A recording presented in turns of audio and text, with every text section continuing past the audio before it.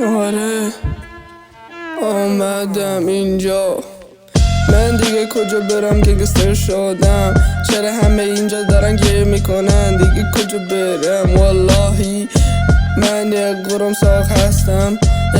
من گنگستر گوندم، دیگه بیان اینجا من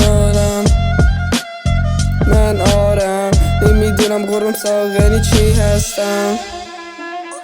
بگو امی چرا هیچ وقت به من نمیگه؟ همه شاره به خودش نمیگیره. من اینجا دارم شل فقط میکنم، ایرانی تاپ شاتا شدم.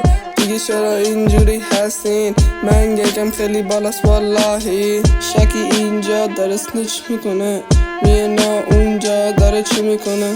من این وسط فقط دارم چیل میکنه. کسی چی نمیگه چون من گنگسترم. گنگستر خیلی گنده شدم، کال ایران توی دستم هم. چی میخوان بگن واللهی؟ بن لدن اومده اینجاهی. آره من اینجام تو ایران.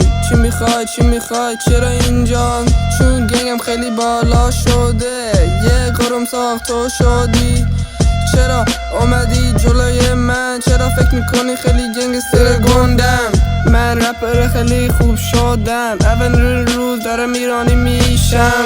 همه اون پایین داره آهنگ میخونه، مامانم همون چور دیگه نمیدونم.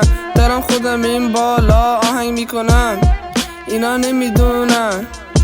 فقط دارم چیل میکنم، I'm just chillin'، فقط چیل میکنم.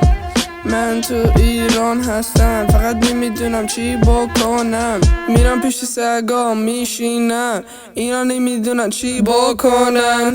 رپر ایران کاری ندارن چون میدونن من بهترینم. رپر آمریکایی هم ایرانی چی میکنن؟ چی میکنین شماها؟ صدام چی گنده شده؟ من الان 20 سالم شده، من اینجا با تفنگم.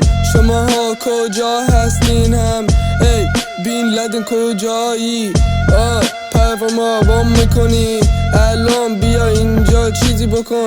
چیزی نمیتونی، من اینجا نشستم.